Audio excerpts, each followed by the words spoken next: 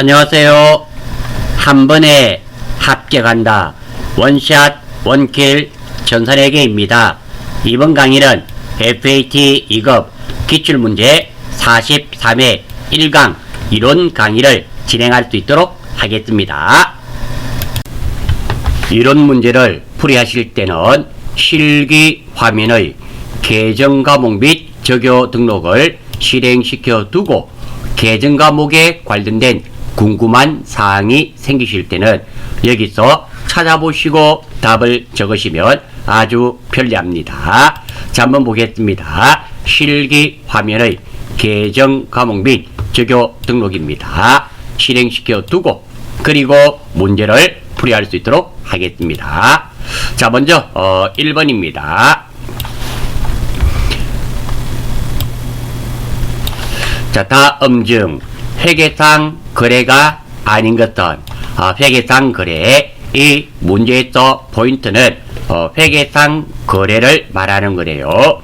회계상의 거래가 되는 것은 기업의 자산, 부채, 자본, 재무 상태표 항목이죠. 의 증감의 증가와 감소에 영향을 미치는 경제적인 사건 또는 비용이나 수익이 발생하는 사건이 회계상 거래가 됩니다. 즉 다시 말해서 자산, 부채, 자본이 증가되거나 감소되거나 그리고 비용과 수익은 증가된다, 감소된다는 표현을 쓰지 않고요. 비용의 발생, 수익의 발생 이런 표현을 씁니다. 여기에 해당이 되면 회계상의 거래가 되고요. 가장 간단하게 회계상의 거래가 되지 않는 예시입니다. 뭐뭐뭐 하기로 계약하다. 계약만 한다고 해서 어떤 자산, 부채, 자본의 증가와 감소가 있든지 또는 비용이나 수익이 발생하지는 않습니다. 주문하다, 약속하다, 채용하다 이런 것들은 자산, 부채, 자본의 증가와 감소가 되지 않고요. 비용이나 수익이 발생되지 않습니다. 그러니까 이런 것들을 찾아라는 의미가 되겠죠. 한번 보겠습니다.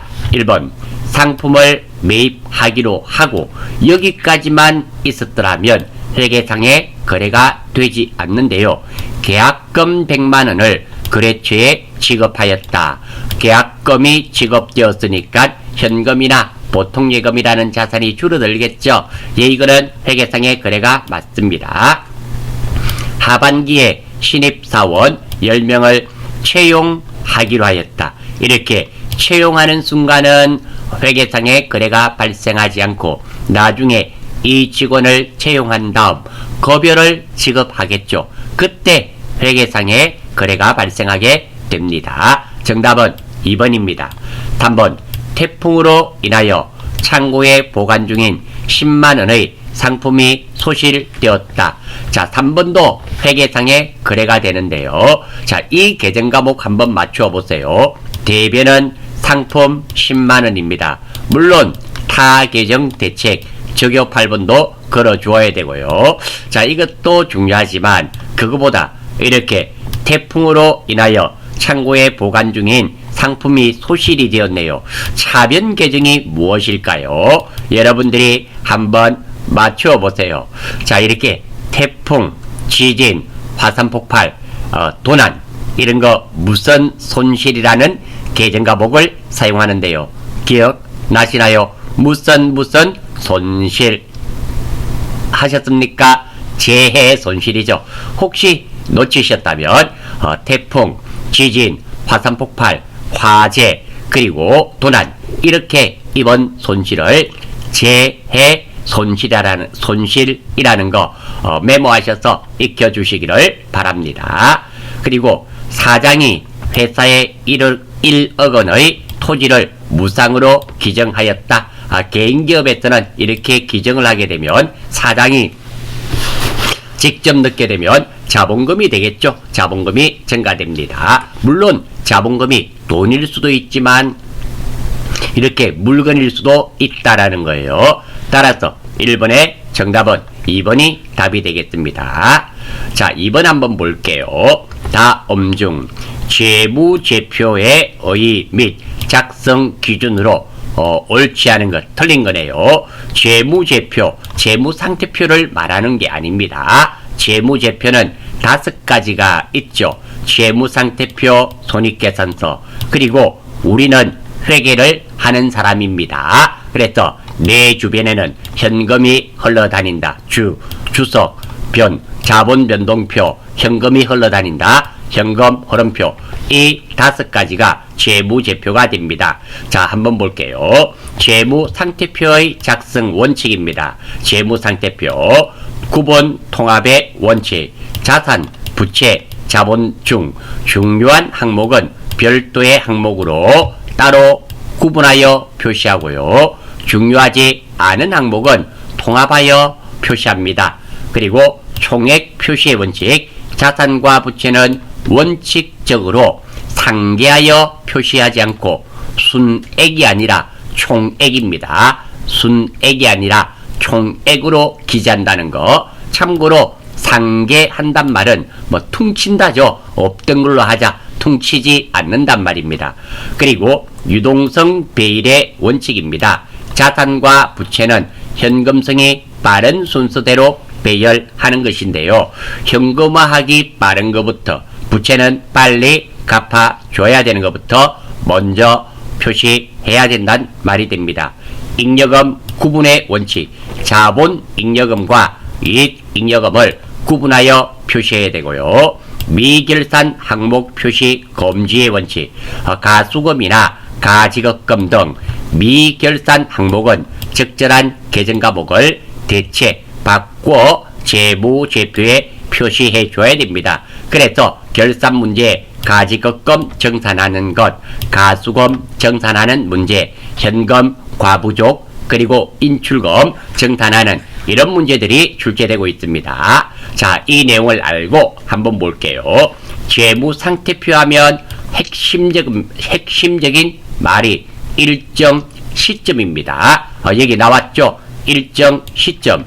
현재 기업 실체가 보유하고 있는 경제적 자원인 자산과 부채, 그리고 자본에 대한 정보를 제공하는 재무보고서이다. 예, 맞습니다. 재무상태표는 일정 시점에 자산, 그리고 부채, 자본에 대한 정보를 제공하는 재무보고서예요.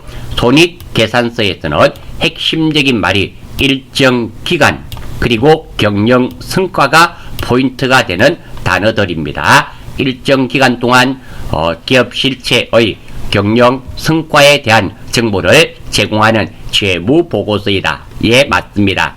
자산과 부채는 유동성이 낮은이 아니죠. 높은 유동성이 높은 항목부터 배열하는 것이 원칙이다. 유동성 배열의 원칙이죠. 정답은 3번이 되겠습니다.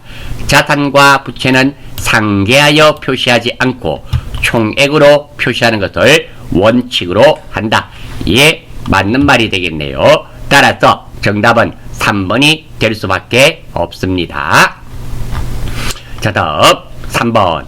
다음 자료를 토대로 상품 매출 원가를 계산하면 얼마인가? 자, 많은 수험생들이 이렇게 표처럼 나오면 힘들어합니다. 이거 공식을 반드시 아셔야 되는 거 있어요. 기초상품 재고액, 단기총매입액 이런 것들이 나와 있는데요.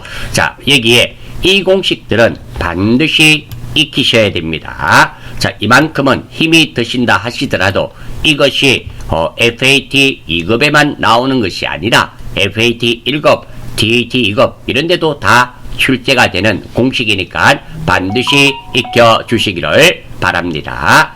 자, 단기순이익은 총수익에서 총비용을 빼고요. 물론 총수익은 매출수익, 그리고 영업의 수익으로 나뉘어지고, 총비용은 판매비와 관리비죠. 영업비용과 영업외비용으로 나뉘어집니다. 매출이익은 매출액에서 매출원가를 빼고, 매출원가는 기초상품 재고액 플러스 단기순매입액 마이너스 기말상품 재고액, 기말자본은 기초자본에서 단기순이익을 더하면 됩니다. 그리고 영업이익은 매출이익에 또 영업비용을 빼면 돼요. 자, 이 공식을 기억을 하셔야 되는데요. 혹시 시험 칠 때 당황되거나 그렇게 기억나지 않으면 전기본 손익계산서를 참고하시면 됩니다. 자, 한번 보여드릴게요. 어디냐 하면은, 자, 전체 메뉴에 또 여기 보시면 전기본 손익계산서가 있죠. 여기에 눌러주시고 상품 매출원가입니다. 자, 여기 볼게요. 상품 매출원가는 기초상품 재고액 플러스 단기 매입액에다가 매입 반출, 매입 애누리, 매입 할인 이런 거 빼고요. 그리고 기말 상품 재고액을 빼면은 매출 원가가 나온다는 거, 이거 여기서 참고하시면 됩니다. 아울러 또, 자, 여기죠. 매출액에 또 매출 원가를 빼면 매출 총이익이 되고요. 이 매출 총이익에 또 판매비와 관리비를 빼면 영업이익이 나온다는 거, 여기에 공식이 대부분 나와 있으니까 참고하시면 참 좋겠습니다. 우리가 시험을 치다 보면 갑자기 생각이 나지 않는 이런 경우가 있죠. 이때 참고하실 수 있도록 하십시오. 아울러 또, 자, 매출원가입니다. 매출원가. 매출원가는, 자, 여기에 보시면, 자, 기초상품 재고액 플러스 단기 매입액, 순매입액 마이너스 기말상품 재고액입니다. 물론 단기 순매입액은 단기 총매입액에 또 매입 부대 비용을 더하고, 그리고 매입 할인, 매입 애누리, 매입 환출을 빼면 돼요. 그리고 매출원가는 조금 전에도 보셨죠. 기초상품 재고액 플러스 단기 순매입액 마이너스 기말상품 재고액이 됩니다. 자, 이 공식을 알아주시고, 제가 돈을 미리 적어 두었는데요. 자, 한번 볼게요. 첫 번째 기초상품 재고액 플러스, 이건 플러스가 돼야 되겠죠. 단기 총매입액이 됩니다. 여기에다가 매입시 운반비, 운반비는 살포 팔다, 살 때 운반비는 더하는 거죠. 팔 때 운반비는 따로 적고요. 그리고 매입 환출은 뭐 샀다가 돌려주는 거니까 빼줘야 됩니다. 왜? 매입 환출은 샀다가 돌려주는 겁니다. 여기서 빼줘야 됩니다. 다음 매입 할인도 마찬가지죠. 약속에 의해서 깎아준 거네요. 이 금액도 단기 총매입액에서, 이 두 가지는 단기 총매입액에서 빼야 됩니다. 기말 상품 재고액은 빼야 되죠. 자, 그래서 한번 볼게요. 자, 기초 상품 재고액 플러스 단기 총매입액, 그리고 매입시 운반비니까 이 세 개는 본대 이거 두 개 더하는 거고요. 매입시 운반비는 단기 총 매입액에 포함되어야 됩니다. 더하는 거고, 그리고 매입 환출과 매입 할인은 샀다가 돌려줬고 산 금액의 약속에 의해서 깎아줬습니다. 이 두 개의 금액은 빼줘야 되고, 그리고 기말상품 재고액을 빼게 됩니다. 그러면 계산을 한번 해볼게요. 이거 두 개 더하면 60만원, 요거 5만원 더하니까 총 65만원이 되는데요. 여기 또 만원, 3만원 빼야 되겠죠. 3만원 빼고, 그리고 20만원이네요. 23만원을 빼면 되겠네요. 그러면 65만원에서 23만원을 빼니까 42만원이 되겠습니다. 정답은 2번이 되고요. 혹시 제가 조금 빠르게 진행이 되어서 그러신 분은, 자, 이 화면을 정지하셔서 이렇게 제가 풀이 과정을 메모해 두었더니 참고해 주시고, 이런 문제는 여러분들 시험 치시면 반드시 출제된다라고 생각하시고 익혀 주시기를 바랍니다. 자, 4번입니다. 화면이 조금 왔다 갔다 하죠. 죄송합니다. 자, 저도 이 전체 화면을 하는 게 오늘 처음 해봅니다. 화면이 조금 어색하네요. 이렇게 해야지 화면 전체로 나와서 한번 바꾸어 보았습니다. 자, 다음 중 도소매업을 영위하는 항공상사의 영업 외 수익 계정 과목이 아닌 것은, 자, 이거죠. 이렇게 보기에 계정 과목이 4개가 있는데, 자, 계정 과목에 대해서 잘 모르실 때는 계정 과목 및 주교 등록이죠. 계정 과목에 관련한 확신이 들지 않는 경우 계정 과목 및 주교 등록에서 컨트롤 F를 이용해서 찾으면 쉽게 문제를 해결할 수 있습니다. 자, 이자 수익과 미수 수익, 자비익 뭐 다 해봐도 되는데 제가 이자 수익과 미수 수익만 한번 찾아볼게요. 어디에서 실기 화면의 계정 과목 및 주교 등록에서 컨트롤 F 이자 수익 엔터. 자, 그러면 여기에 나왔습니다. 이자 수익 930번이죠. 우리 FAT는 여기에 바로 나오지를 않고요. 어디에 여기에 보시면 기타에 보시면 코드 번호가 나옵니다. 영업 외 수익은 901번부터 930번까지죠. 이자 수익은 901번입니다. 영업 외 수익이 맞습니다. 그리고 미수 수익 한번 해볼게요. 미수 수익. 자, 나왔습니다. 116번으로 나왔죠. 116번 미수 수익입니다. 자, 오른쪽에 눌러주시면, 자, 자산 또 눌러보겠습니다. 자, 여기에 보시면 당좌 자산이 101번부터 145번까지는 당좌 자산입니다. 따라서 미수 수익은 당좌 자산이 되겠네요. 그래서 이 문제의 정답은 4번, 3번 미수 수익이 되겠죠. 아울러 또 하나 더 기억하겠습니다. 대차 평균의 원리와 거래의 이중성입니다. 자, 여러분들 시험에 충분히 나올 수 있는 부분이죠. 이거 잘 혼돈하십니다. 대차 평균의 원리와 거래의 이중성에 대한 이 내용을 혼돈을 잘합니다. 이 두 개를 같다라고 생각하는데요. 사실은 다르죠. 다릅니다. 먼저 대차 평균의 원리입니다. 복식부기에서 모든 계정의 차변의 합계와 대변의 금액은 합계는 항상 일치하여 자기 검증 기능을 갖습니다. 이 대차 평균의 원리의 핵심은 차변, 대변, 합계 금액이 같다는 게 핵심입니다. 두 번째, 거래의 이중성은 조금 달라요.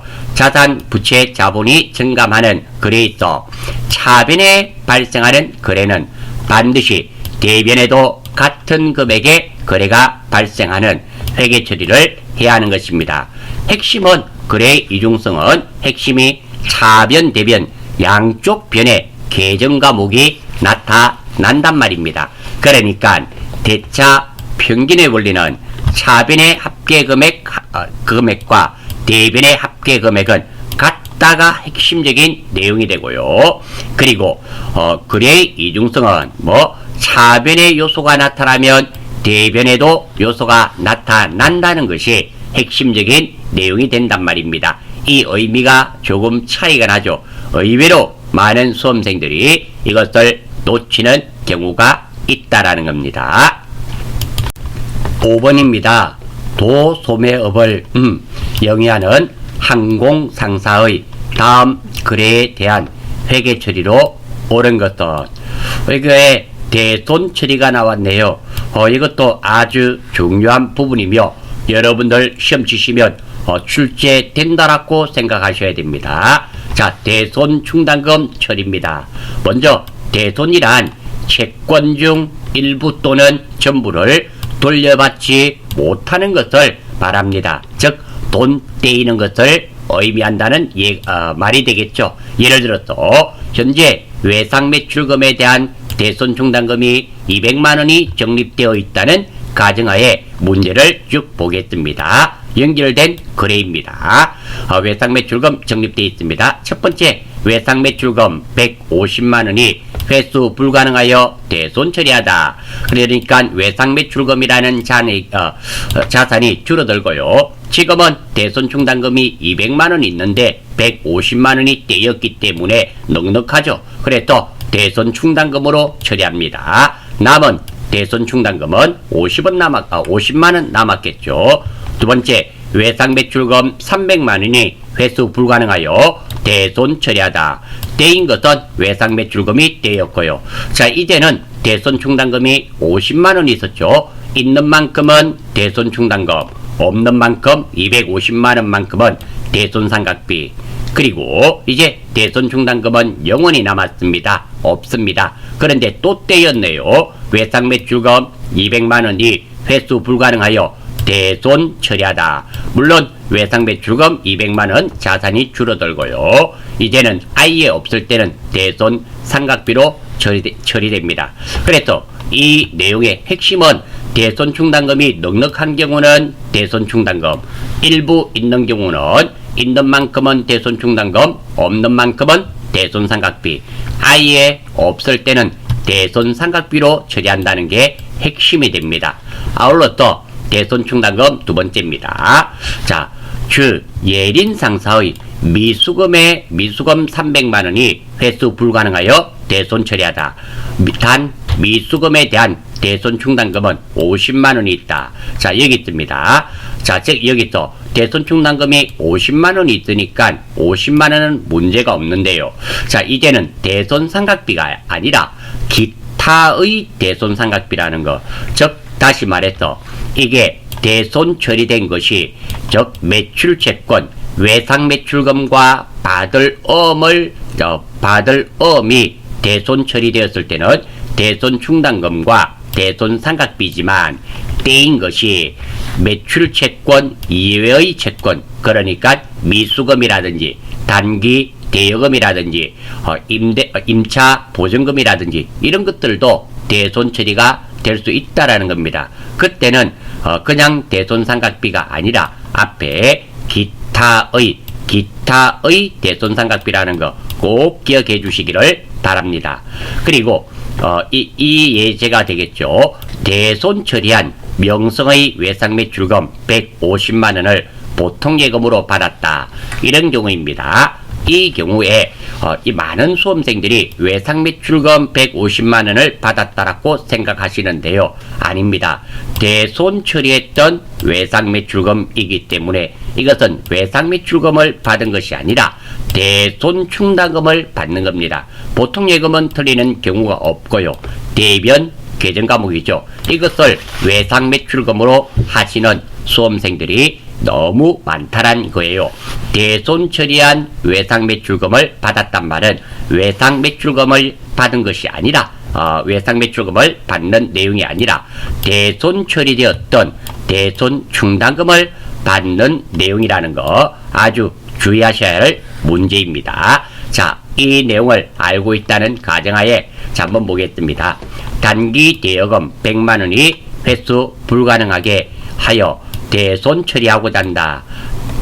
대손 처리 전 단기 대여금에 대한 대손 충당금 잔액은 80만 원이다. 일단 대변은 문제가 없죠. 다 단기 대여금이고요. 두 번째 일부 있죠. 있는 만큼은 대손 충당금, 있는 만큼은 대손 충당금, 없는 만큼은 대손 삼각비가 되는데요. 이 때인 것이 단기 대여금, 즉 매출 채권이 아니지 않습니까? 만약에 매출 채권이었더라면 대손 삼각비가 될 텐데 때인 것이 매출 채권이 아니었기 때문에 기타의 대손 삼각비라는 거 아마 이 문제 많은 수험생들이 놓치셨으리라 생각이 됩니다. 저하고 함께는 여러분들은 결코 실수하지 않기를 바랍니다. 5번 문제 정답은 4번이 되겠습니다.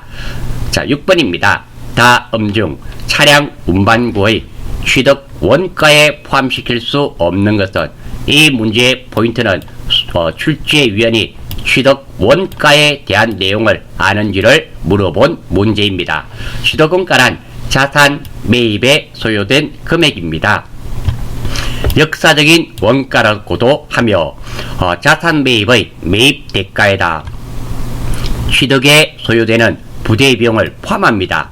여기에 부대 비용에는 매입 수수료, 운반비, 하역비, 설치비, 시운전비, 등기비용 등이 있습니다. 그리고 다만 단기 매매 정권을 구입하면서 수수료는 수수료 비용, 영업 외 비용으로 해야 된다는 거. 다른 것들은 모든 것들은 무엇을 사면서 지급한 돈과 부대 비용은 구입하는 것 가격 안에 포함시킵니다. 이게 취득원가에 대한 개념이고요. 다만 돌연변이가 하나 있다.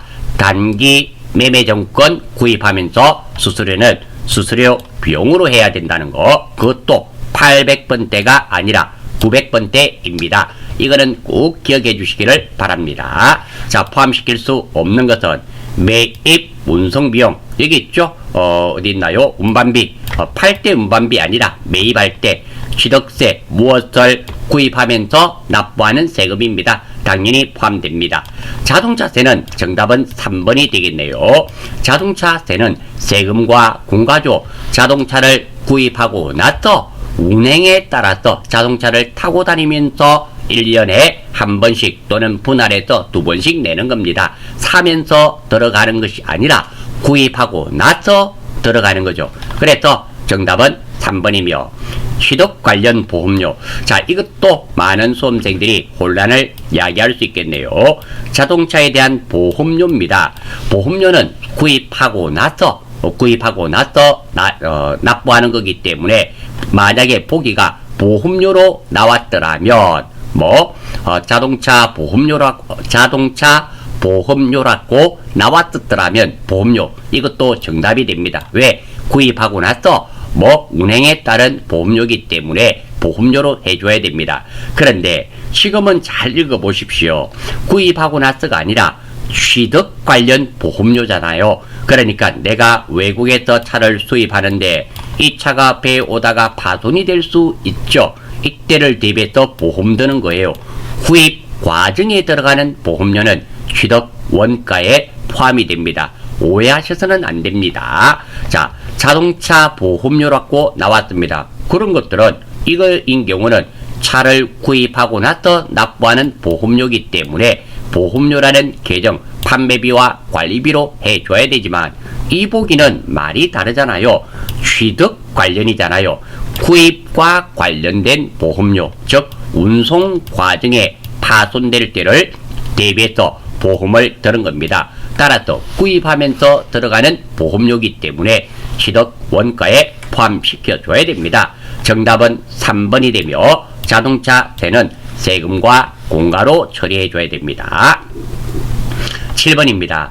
다음 거래에 대한 회계 처리로 옳은 것은 항공상사가 본사 건물 취득원가 500만원, 감가상각 누계액 1000만원을 회사 회계상사에 4,500만원에 매각하고 대금은 엄으로 수령하네요.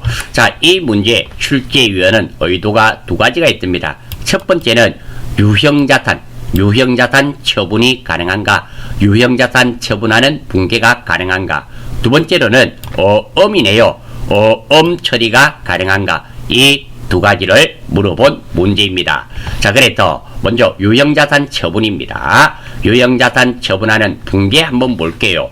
유형자산 처분 시 붕괴. 자, 첫 번째 8년은 유형자산과 취득원가를 대변 끝에 적습니다. 지금 기계장치를 판다면 기계장치 2,500만원. 두 번째 2번 감가상각 누계액을 차변 제일 왼쪽에 적습니다. 감가상각 누계액 지금은 1,600만원이네요. 적었습니다. 세 번째 취득원가에서 감가상각 누계액을 해서 얼마짜리로 생각하는지 구합니다. 장부가액이라 그러죠. 그러면 2,500만원에서 1,600만원을 빼면은 나는 얼마짜리로 생각합니까? 900만원. 900만원으로 생각합니다. 네 번째, 실제 받는 금액에서 3번 금액을 빼요. 그럼 600만원 받았네요. 600만원 마이너스 900만원 하니까 마이너스 얼마? 빼기 300만원이 되겠죠. 손해봤단 말입니다. 마이너스 금액이면 유형자산 처분 손실을 차변해 줬습니다. 유형자산 처분 손실 300만원. 그리고 돈 받는 내용, 돈을 못 받았으니까 미수금이 되겠죠. 이것이 상품이었더라면 외상 매출금이 되는데 상품이 아니니까 미수금. 이런 식으로 분개합니다. 두 번째입니다. 음 처리예요. 음 처리가 되는데 음을 주고받으면서 재고자산, 즉 상품과 관련이 있으면서 내가 발행하면 지급음, 상품과 관련이 있으면서 남이 발행한 경우는 받을음입니다. 음은 주면 지급음, 받으면 받을음이 아니라는 거예요. 주고받고는 필요 없습니다. 누가 발행했는가가 중요합니다. 두 번째, 재고자산과 관련이 없으면 돈을 받는 내용이면 미수금이 되고 돈을 지급하는 내용이면 미지급금이 됩니다. 지금은 돈을 받는 내용이죠. 자, 한번 볼게요. 이 순서대로. 첫 번째, 건물 팝니다. 취득원가 8년은 유형자산과 취득원가를 대변 끝에 적습니다. 건물. 두 번째, 감가상각 누계액을 차변 끝에 적습니다. 2번. 3번, 취득원가에서 감가상각 누계액을 빼요. 그래서 장부과액을 구합니다. 나는 얼마짜리로 생각합니까? 4천만원짜리로 생각을 합니다. 하고 있는데, 자, 다음 받는 돈이 얼마입니까? 4,500만원. 4,500만원 마이너스 4천만원이 되니까 얼마가 된다? 플러스 500만원. 마이너스면 유형자산 처분 손실, 플러스 금액이면 유형자산 처분이익 500만원. 그리고 실제로 돈 받는 내용을 적습니다. 엄으로 받았네요. 그런데 파는 것이 재고자산이 아니죠. 재고자산이었더라면 뭐가 된다? 재고자산이었더라면 다들 남이 발행했으니까 지금은 재고자산이 아니니까 미수금이 되겠죠. 따라서 미수금 4,500만원. 그래서 정답은 4번이 되겠습니다. 자, 이 문제 참 좋은 문제이며 실무 문제로 출제하더라도 아주 훌륭한 문제가 되겠습니다. 꼭 좀 익혀주시기를 바라겠습니다. 특히 많은 수험생들이 이 유형자산 처분을 잘 못하고 계십니다. 어려운가 봐요. 항상 저는 FAT 2급뿐만 아니라 TAT 2급, FAT 1급을 풀 때도 유형자산 처분할 때는 반드시 이 순서대로 실행을 합니다. 하나 형식을 꼭 좀 익혀 주시기를 바랍니다. 8번입니다. 재고자산 단가 평가 방법 중 기말 재고자산 금액이 기말 재고자산이란 말은 기말에 남아있는 상품 가격을 말하죠. 크게 나타나는 순서를 나열한 것으로 옳은 것은, 자, 물가가 지속적으로 상승하고 있다고 가정한다네요. 재고자산 수량이 일정하게 유지된다고 가정할 것. 자, 이게 있는데요. 이것을 외우셔도 좋지만 권장드리지 않습니다. 선입선출법 그리고 구입선출법, 이 두 가지에 대해서는 반드시 익혀 주셔야 됩니다. 자, 선입선출법 한번 볼게요. 선입선출법, 먼저 매입한 것을 먼저 판매한다는 가정으로 하는 방법입니다. 물량의 일반적인 물량의 흐름과 일치합니다. 그러니까 우리 은행 가서 먼저 들어온 사람부터 먼저 서비스 해주죠. 이것이 일반적인 물량의 흐름과 일치한다. 그리고 수익과 비용의 대응이 적절하게 이루어지지 않습니다. 왜? 먼저 들어온 것부터 먼저 꺼내주기 때문에. 한번 볼까요? 물가가 상승하고 있습니다. 이렇게 했습니다. 자, 선입선출법은 이거부터 꺼내주는 거죠. 이거부터 꺼내주는 거고, 구입선출법은 최근에 구입한 것을 먼저 꺼내주는 겁니다. 나중에 들어온 것을 먼저 꺼내준 거예요. 그래서 이게 가장 현실적이잖아요. 그래서 수익과 비용의 대응이 적절하게 이루어지지 않습니다. 물가 상승 시에는 손익이 높게 계상됩니다. 당연합니다. 선입선출법은. 자, 10원부터 50원까지인데요. 내가 100원을 받았다 치고 선입선출법이면 얼마짜리 꺼내줍니까? 10원짜리 꺼내주니까 90원이 남죠. 하지만 구입선출법이면 100원을 받았는데 50원짜리를 꺼내주지 않습니까? 50원이 남습니다. 그래서 물가 상승 시 손익이 높게 예상되고요. 그리고 기말 재고액은 최근에 구입한 원가로 보고되므로 재무상태표상 기말 재고 자산 가액은 시가에 가깝다. 이렇게 되어 있는데요. 지금 이런 거는 별 의미가 없죠. 알아주시는 게 맞긴 맞습니다. 제가 풀이 과정이니까 상세하게 설명은 못 드리는 점 양해 바라고요. 한번 봐요. 자, 먼저 출발입니다. 자, 이렇게 4개가 있을 때 3개를 팔았습니다. 선입선출법으로 팔게 되면 이 3개를 꺼내줬겠죠. 남아있는 것은 50원짜리가 남아있습니다. 선입선출법은. 구입선출법은 3개를 팔게 되면 10원짜리가 남아있습니다. 물가가 상승하죠.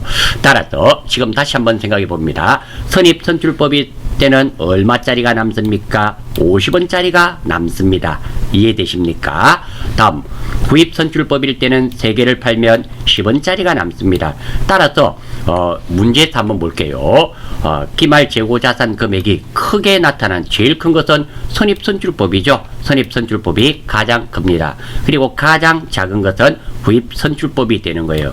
따라서 정답은 2번이 되고요. 그리고 이동평균법과 총평균법은 항상 가운데 있다라고 생각하시면 됩니다. 무시하시면 돼요. 선입선출법이 제일 크고 후입선출법이 제일 작습니다. 반드시 이런 것은 아닙니다. 물가가 상승한다는 경우에 그렇습니다. 하락하면 또 달라지겠죠. 또 따져봐야 됩니다. 이렇게 이 8번 문제는 선입선출법과 후입선출법에 대한 내용을 이해를 하시고 문제를 해결하시는 것을 원칙으로 합니다. 자, 9번입니다. 다음에서 설명하는 회계의 기본 가정은 무엇인가? 자, 우리 회계의 기본 가정이 있습니다. 첫 번째 포인트죠. 재무제표의 기본 가정입니다. 기업 실체 가정은 기업을 하나의 독립된 주체로 보고 기업 실체를 중심으로 경제적 현상을 재무제표에 보고해야 한다는 가정, 소유주와 분리되는 개념입니다.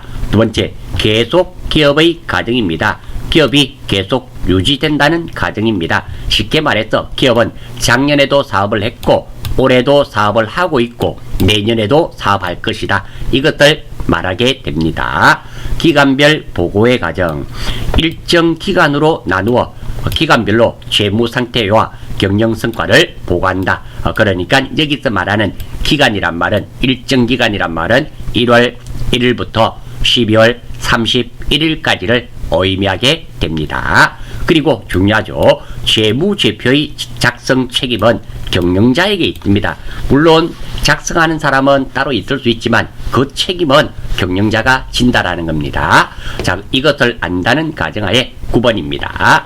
기업을 소유주와 독립적으로 존재하는 회계 단위로 간주하고, 자, 소유주와 분리된다라는 거죠. 여기에 나와 있죠. 기업을 하나의 독립된 주체로 본단 말입니다. 이게 기업 실체 가정이 되겠죠. 정답은 2번이 되며 이 내용도 우리 전산회계 2급, FAT 2급 요점 정리 파일에 다 있는 내용들이죠. 그런 내용들을 꼭 좀 익혀주시기를 바라면서 9번 문제 넘어가겠습니다. 10번입니다. 다음 자료를 토대로 단기 매매증권의 취득 원가네요. 자, 이 문제 이것도 한번 보겠습니다. 자, 단기 매매증권 구입할 때 수수료 처리가 핵심이죠. 살다 팔포. 그러니까 살 때 수수료는 수수료 비용으로 따로 줬고 팔 때 수수료는 이익 보고 팔았으면 단기 매매증권 처분이익에서 수수료 비용을 빼고 차감하고 수수료 비용은 적지 않습니다. 포함한단 말이죠. 손해를 보고 팔았으면 단기 매매증권 처분 손실에 수수료 비용을 더하고 수수료 비용은 적지 않습니다. 그래서 단기 매매증권 수수료 처리는 살다 팔포라는 글자를 적었습니다. 살 때 수수료는 따로 적고 팔 때 수수료는 단기 매매증권 처분이익 처분 손실에 포함하고 그리고 수수료 비용은 적지 않는다. 아주 중요한 내용입니다. 자, 요 내용을 그대로 한번 볼게요. 문제죠. 한공상사는 단기 매매 차익을 목적으로 상장법인 주 서주의 발행주식 1000주 액면가액 남회사 주식은 액면가가 필요가 없습니다. 이건 의미가 없단 말이죠. 1주당 12,000원에 매입하였다. 주식 매입 대금 관련 수수료 15만원과 함께 현금으로 지급했네요. 자, 이 내용은 간단하게 단기 매매증권 구입하고 돈 지급하는 내용입니다. 구체적으로 단기 매매증권 1,200만원 왜 요거죠. 12,000원 곱하기 1000주니까 1,200만원을 구입하고 수수료 15만원과 함께 현금으로 지급한 내용입니다.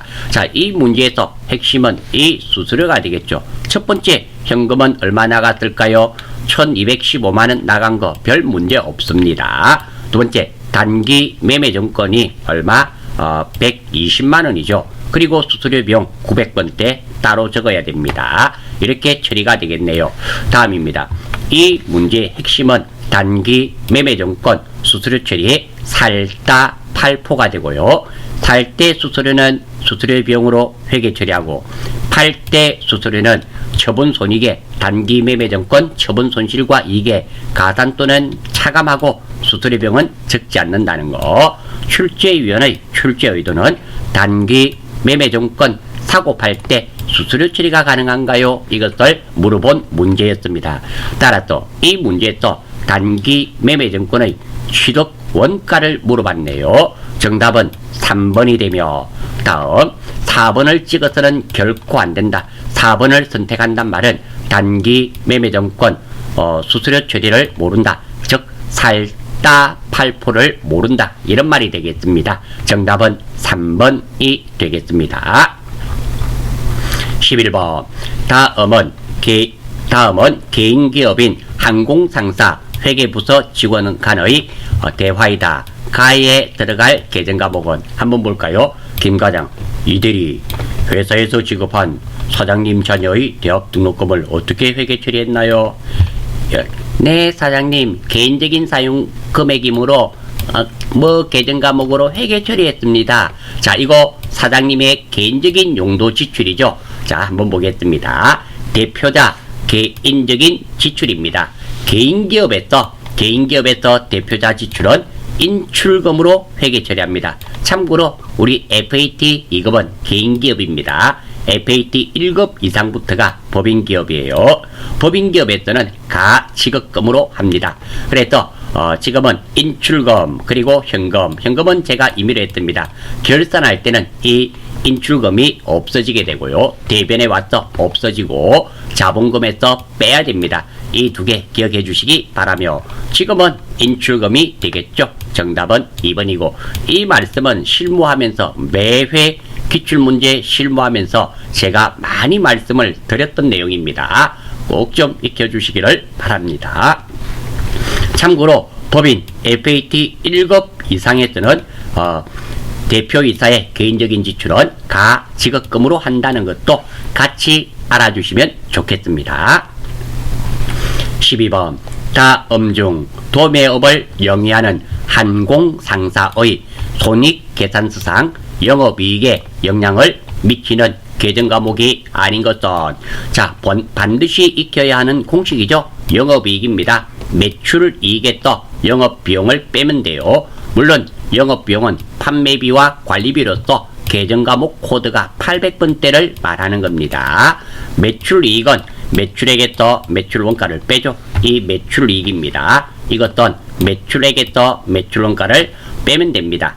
그리고 이 문제는 보기 중에서 판매비와 관리비가 아닌 계정과목을 찾는 문제예요. 왜? 다 비용이지 않습니까? 비용이라서 영업 외 비용을 찾는 겁니다. 3개는 영업비용 800번대, 1개는 영업 외 비용 900번대가 있단 말입니다. 그리고 두 번째입니다. 이렇게 계정과목을 잘 모르실 때는 실기 화면의 계정과목 및 적용등록에서 컨트롤 F를 이용하면 쉽게 찾을 수 있습니다. 따라서 12번 이런 문제들은 컨트롤 F를 이용하면 다른 것이 있어요. 이런 건 반드시 맞추셔야 됩니다. 찾아보시면 이자 비용이죠. 이자 비용입니다. 이자 비용이 931번인가 그래요. 찾아보시면 영업 외 비용입니다. 그래서 답은 4번이 되고요. 이런 것들은 다들 800번대가 됩니다. 그래서 정답은 4번이 되겠습니다. 13번. 다음은 항공상사의 보험료와 관련된 내용이다. 2020년 결산 후 손익계산서에 표시될 보험료 금액은 얼마인가? 자, 이 문제는 두 가지가 있습니다. 첫 번째는 거래 내용을 이용해 이해를 하고 결산 붕괴를 할 수 있어야 되고요. 두 번째 물어보는 것은 결산 붕괴를 물어본 것이 아니라 올해 손익계산서라는 말은 올해죠. 올해 표시될 보험료, 올해의 보험료를 물어본 문제입니다. 이게 의외로 실수하기 좋은 그런 문제입니다. 자, 문제 한번 볼게요. 2020년 9월 1일 보험료 12개월 분 240만원을 현금으로 지급하고 전액 비용으로 지급했네요. 주는 시점이 중요하죠. 처리하였다. 2020년 12월 31일 보험료 미경강분을 계산하다. 월할 계산하다. 한 달 계산해란 말입니다. 자, 한번 보겠습니다. 첫 번째 문제는 그대로고요. 자, 9월 1일입니다. 그리고 1년이니까 8월 31일이 될 거고요.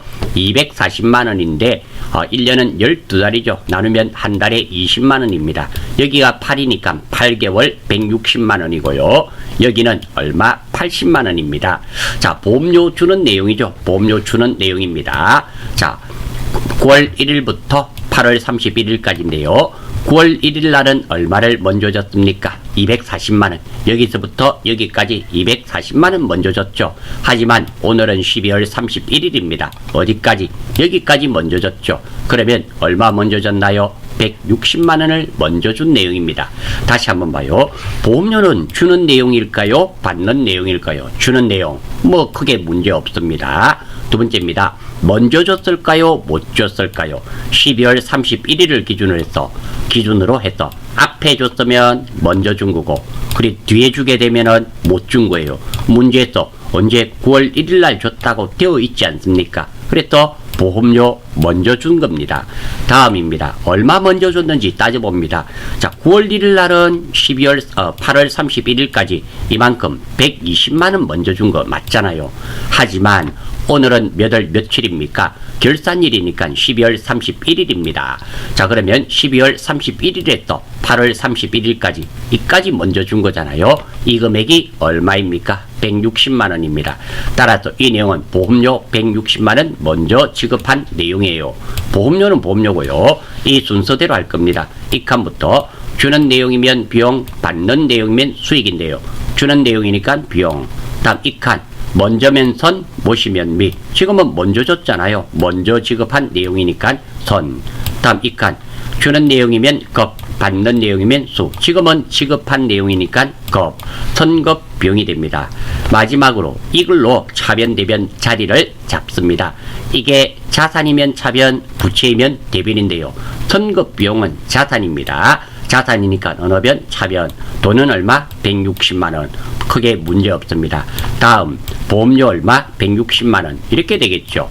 자, 여기서 이것은 결산 분계입니다. 결산 분계이고요. 물어본 것은 이것을 물어본 것이 아니라 단기분 보험료를 물어봤습니다. 그러면 9월 1일 날 분계가 어떻게 됐겠습니까? 9월 1일 날은 보험료 줬을 때 보험료 240 이렇게 됐겠죠. 그리고 현금 줬다 쳐요. 현금 240 이렇게 됐을 겁니다. 같은 계정 과목이 다른 변에 있으면 상계 처리돼요. 상계 처리됩니다. 빼진단 말이죠. 큰 돈에서 작은 돈을 빼요. 그러면 보험료 240에서 보험료 160을 빼요. 그러면 어느 변에 잔액이 남습니까? 차변에 보험료 잔액이 남습니다. 240에서 160을 빼면 얼마가 남는다? 80만 원 되겠죠. 즉 다시 말해서 이게 올해의 보험료가 되는 거죠. 그래서 정답은 80만 원이 되며 80만 원은 정답은 1번입니다. 두 번째입니다.